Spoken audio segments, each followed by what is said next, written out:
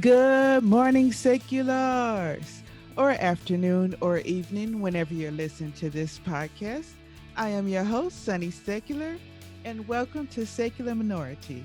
On this podcast, we give a non religious, humanist perspective on things around us and on life in general. We conduct interviews, share happy stories, speak on issues and rights.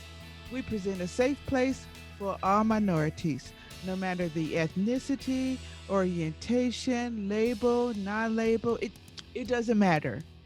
Just think of this as a safe place. There's no shunning here. This is your home. Now, before we get to the guest today, just wanted to let you know because I have people asking, well, how can I start a podcast? I'm going to tell you what I use. I use Buzzsprout. Buzzsprout has been good to me. They have the best tutorials on how to get started. If you don't have any equipment, you can use what you have, and all you need is a quiet space at home. I'm going to leave the link to the Buzzsprout in my secularminority.com on the website. There's going to be a page on this program today, and it'll say start your own podcast. All you have to do is press that link. It'll let Buzzsprout know that I sent you. And when you get a paid membership, which is under $20, when you get a paid membership, you will get a $20 Amazon gift card. Sounds good, right? And you might be saying, well, why should I use Buzzsprout? Besides the fact that thousands of people use it, like I said before, I like the way they have the tutorials that are step by step. It helps you if you want to grow and advance. They give you tips and tricks. They help you get on all platforms. And it was just easy for me. So don't forget to press that link for Buzzsprout. Now, for the guest today, my guest, I saw him on Instagram. He's on Instagram. It's Tae Savage. He is on SoundCloud. So you would put Tae Savage, and for the S for Savage, you would put a dollar sign. Yeah, he's a poet. So today's lesson, today's show. The title is an agnostic Gen Z. So let's get him in right now. One moment. Let me get him in. Tay, are you there? There you are. Can you hear me? Yeah, I can hear you. Okay, all right, all right, all right. We had a little bit of difficulty there, but I'm glad I got you in there. So, welcome to the Secular Minority, and I'm glad you decided to join the show. And before we get into the poetry and all of that, let's start from the beginning. You chose the title, your label to be agnostic. So, before we get into the agnostic, let's give us a little bit of background. How was it like growing up? Were you in any particular organization, or Christian or Baptist or anything like that? How was it for you growing up? Uh, so it started off as a Christian, but it felt like even though I was a Christian once upon a time, it felt like that I ain't belong in it, if that makes sense. Like, uh, I never grew up going to church or whatever, but I still was like grown up to it a little bit. Not as much as, most people would say, but it was still growing up to it though. But I don't know, it's just like every time that I will watch something about it or listen to something about it, it's just like it didn't click for me. Even though I was a Christian back then, it just ain't click for me though. So I think always I've been knowing stuff. I just ain't know as much as I know now because I ain't been doing no research. But now I do research, so like it makes sense now. Okay, so you said a minute ago that you weren't necessarily growing up going to church, but what made you feel like Christianity was it for you? Because like you will still see uh all these preachers getting caught up with false advertisements and false information, and some of the stories in the Bible just ain't add up, and it's just nah, it wasn't. So, were you one of the kids? I've had people on here before who said that in certain churches they would make the kids go downstairs and they have like what's called Sunday school or kids church. Where did you participate in those? And that's when you realized that it didn't make any sense to you. Nah, I never was part of that. Like, I never went to church or none of that. Okay, so was your experience as a child and teenager in high school, was your experiences based on other kids that you saw, or did you read the Bible yourself, or how did you come into your conclusion of where you are now? Uh, it was based on all of that. The other kids, growing up, the Bible, all of that. Um, I read the Bible actually, and then when you read it, like some parts you could be like, oh yeah, but then other parts is like it don't make sense. And what they say, they always say you gotta have faith. That if you ain't got no faith, then it don't make sense. But if it don't make sense, it just don't make sense. Like you can't just say, So you oh wasn't buying that, huh? yeah, it don't. Nah, Okay. So you said that you read it and some parts didn't make sense. Could you give us some examples? yeah, like parts where they say who, where they say Jesus made people see. When they say Noah had all those animals on the ark and stuff. Like you can't fit all those animals on the ark. Then when they say walking on water and spreading the sea and fires and all of that, like these don't make no sense. But what people don't understand is they want you to think that way, but it's because they think that if you think that way, then it's a controlling thing.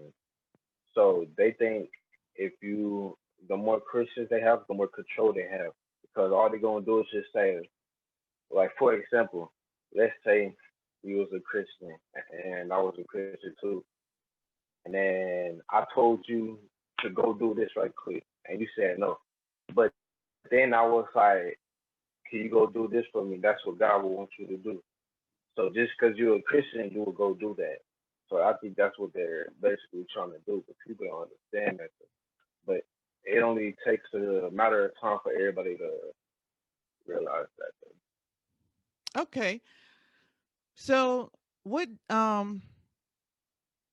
know you said that besides the inconsistencies, because the Noah's Ark is a good one. A lot of people do believe that Noah got all the animals in there. They say God helped him do it, but they don't understand that there were, uh, water creatures. There were penguins. There were walruses. All of those animals weren't on there. So what happened to those, right? um, but were there anything else that made you take on agnostic? Because okay, for those of us who don't know, what is the definition of agnostic? It just for you. So for me is where you not really sure. It's like you in the middle because some point you like, yeah, like if it was real, then why is so and so happening and you letting all of this happen and why he ain't show a path, what I can say. But the other part is like, what if he just shows a path, but I just don't get it yet, you know? So it's like, what if the time do come and he finally shows that path, then probably I could be like, oh, okay, see, I was wrong over this time. But other than that, I don't know. That's why I say I'm in the middle, because he ain't got it. Okay, so do you think that there would be, well, basically, what I'm understanding, make sure I get it correctly because I don't want to put any words in your mouth.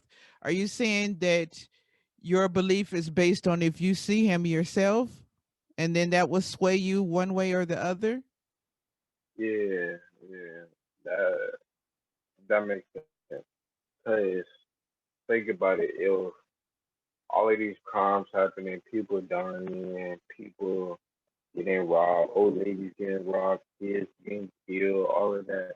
Like if he was so called the Almighty God, why he letting this happen? And people say that the devil don't have as much power as God do, but if he ain't and he's real and God's real, then why he letting this happen? You know? Right, That's why right. you gotta have thoughts about, you gotta have thoughts to yourself. Like you gotta really think about that. Okay. Okay. All right. So going back to high school because I know you're a young graduate, you just got out of school. Did you have any pushback from friends or family when you said agnostic? Do you have friends that's like, "What do you mean? Get away from me?" Or how did your friends and your family take it? Yeah, some friends they do be like, well, why you think that? But they never been like, I don't want you being around me just because of that. But they do be like, why do you think that? And still doing. Most of the time when I tell them and I actually speak knowledge into them, they be like, oh, you're right, that do make sense. For other people, they just so stuck in their mentality. They like, nah, I'm always gonna believe it no matter what. I'm like, all right, that's on you. Okay, so you haven't had any pushback from friends. Nah, not really. All right. Um, so let me ask you this question. Since you're on the fence right now, you're in the agnostic fence. Uh, Looking at your friends and family, and like I said, I know you're young, fresh out of high school, but why do you think that so many of your friends or family members, why do you think that the black community is so strong with uh, the Christian religion? Because that's how it basically started. So let's say let's say I come around a place that nobody know about. Like it's let's say this is an island. I go on the island and there's people I never seen before, but I just want to rule them. So I'm gonna say, I want you to believe in this religion, and you do whatever I say, and you will be going to heaven, right? So that's basically what they did. And what I say mean like Caucasian, you know, they came to Africa, just enslaved that religion onto us, and they made that a way where they know that that's how they can control us. Like I was saying earlier, that that's the way that they really control us. And they made us think that that's the only way that we had a chance of freedom to believe in this so-called God. So when they did that, and when they enslaved all that religion on us, saying, "Oh yeah, this is the only way to freedom," why you just ain't free us then? If you do so-called believe in Him, like you made us think that that's the only way we have a chance of freedom, just because we gotta believe in something that you probably don't even believe in. And that's really how they controlled us, and it just went down from generation to generation to generation. But some people don't want to believe it, or some people do believe it. They just don't want to say nothing because it's been going on for so long. They just hush. You gotta speak out. Right. So I have noticed that too, generational from family to family.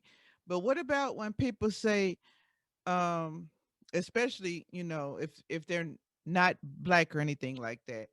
Let's just say non-blacks. What if they say, well, that was a long time ago, that was slavery, and even if it was passed down to generations, you're smarter now. You're the generation with the iPhones and the computers and things. So obviously it must be true because they still believe it now. I mean, what would you say to that? That's like saying, when they be like, oh, when they say dinosaurs was off for so long, but now you can't see them no more. So back then in the Bible, they say that Jesus was out for so long, but now he's gone. So like you can't see him no more. So basically, if you put the similarities together, they trying to say basically Jesus and all of that. The stuff in the Bible is basically dinosaurs.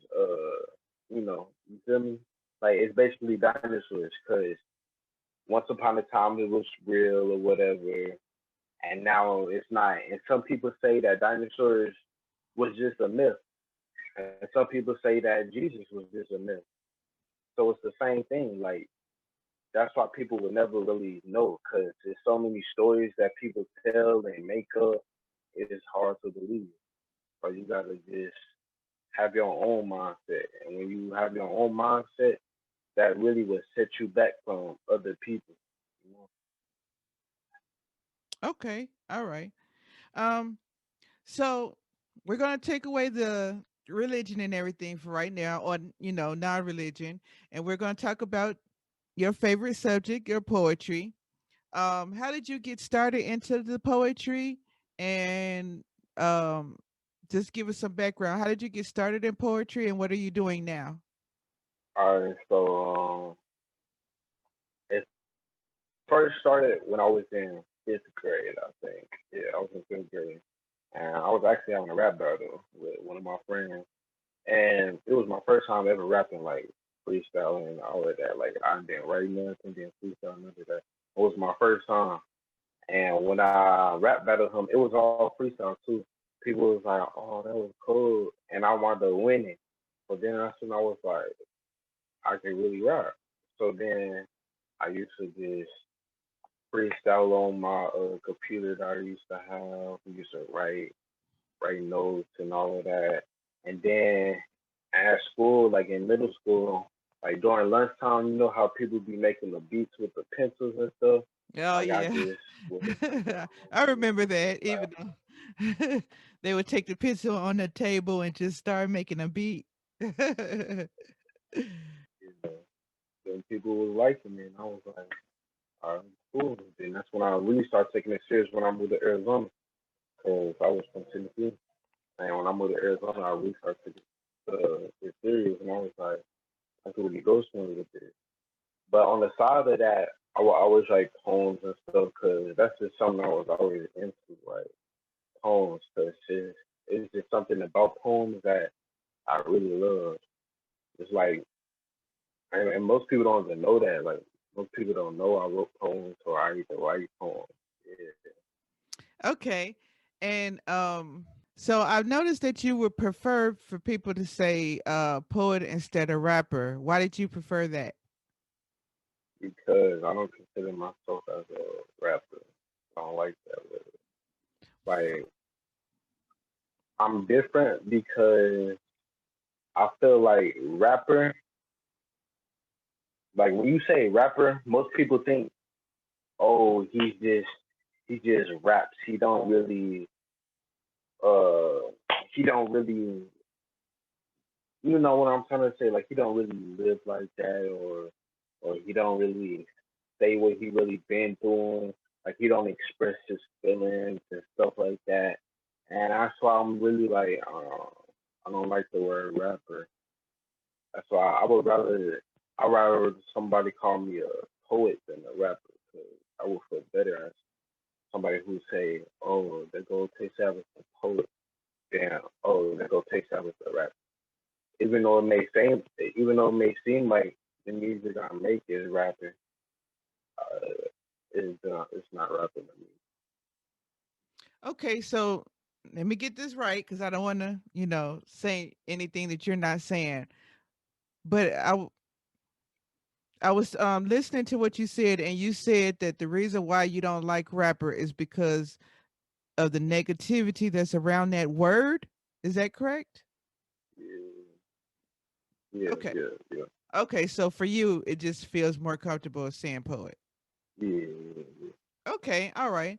And also, with poetry, can't you cross over with producing and things like that for other people since you're already writing? Actually, people do be like, "Oh, I want you to write this song for me and blah blah blah and stuff like that." Actually, I did write for somebody, actually, and I got a song that's coming up with her too. It's a song where she's singing in it. But it's like if I have too many songs where I write for people, it's gonna be a situation where they be like, "Oh, you didn't really write for me. I wrote that," and then it's gonna be like, "Oh, so you just gonna take my credit." So that's why I don't really write for Okay, that's called ghostwriting when you write for someone else. And most people that I know of, they have ghostwriters. So, to help you out with that, you might people. want to, Google that, and maybe you'll find out about other ghostwriters and what they did because even famous people, they've ghostwritten for other celebrities too. So you might want to look into how they made sure that their name was in the credits and all the procedures legal wise for that, especially if you're going to be a ghostwriter. That's good. And then you can not only be ghostwriter, but that'll lead to producing as well. Right, right, right, right. Okay, all right. So let's see. I wanted to ask you, did you have anything set for the future with the poetry for yourself? Do you want to let people know, what you have set coming up? Actually, yeah. Um, so for right now, I really have more music where it sounds like rap music, even though it's not. But I'm gonna start releasing like actual poems where like I'm just like either I'm gonna put a beat on it and I'll just say a poem, or I'll just have no beat and say a poem and leave it like that. And that's really gonna set me back from all these other people who make so-called rap music. Okay, that sounds good. And just to let you know, I had a guest on here. I It was about three weeks back or 4 weeks back. I'll try to find that link for you and send it to you. But she was a self-published author. And so if you're going to get into writing, poetry books and things like that, you could take a look at her YouTube video and she explains how she got started publishing herself. Right. Cool. Okay. All right. So let's go back to the religious standpoint of the conversation or non-religious. Um since you're Gen Z, which is the newest generation, what would you say to other people who are your age or younger or possibly older? It doesn't matter. What would you say as words of encouragement to them if they find themselves where you are questioning, not knowing if they want to stick with the family religion or go off to another religion? What kind of words of encouragement would you give to them? Have knowledge. Have, And how can they get knowledge if they need to get knowledge? uh, I feel like everybody has knowledge. It's just whether you can release it. I should say, because you know how people say some people don't like. No, you know how people say every human doesn't use a full percentage of brain. Hmm. I feel like if you can manage a little bit more than that, then you will have so-called knowledge. And when you have that so-called knowledge, you will realize stuff that most people don't realize because they're not using the percentage of brain that you use. That's why some people be like, "Oh, well, he's not as smart as him." When really, nah, he's just not using his percentage of brain as the other person. There's no such thing as, "Oh, he's dumb and he's smart," because everybody has a brain and everybody's supposed to use the same percentage of brain cells. So for some people to say, "Oh, he's dumb and he's smart," I don't believe in that. It's just she's not using the capability of percentage of brain that he can use. You know, Okay, so if you have someone that's younger or your age or something like that, how can they and they really want to get some knowledge? What do you suggest for them to do? they just have to research, do their own research, because whatever I say might be what they don't want to hear, or whatever I say could not be anything that they want to really stand by. So if they do their own research, they can be like, oh, okay, so this and that and that and this, and they will have that knowledge for themselves instead of me putting knowledge into them. They will have their own knowledge. Okay, so if somebody is questioning, you said do some research? What kind of research would you suggest for them? What kind of research did you do when you were questioning? Well, really, you just gotta look up the truth about religion. That's how it will start. When you look up the truth about religions, you will see a whole bunch of like stories and written pages and stuff of the so-called truth about religion.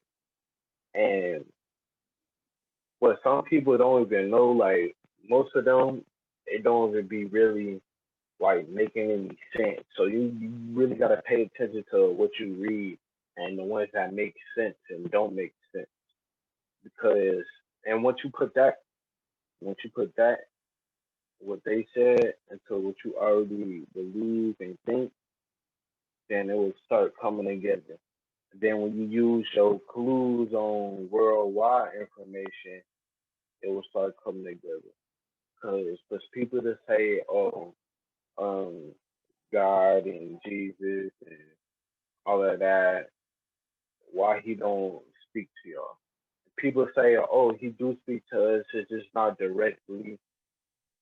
And if you're not speaking to you directly, then how do you know it's him? You know?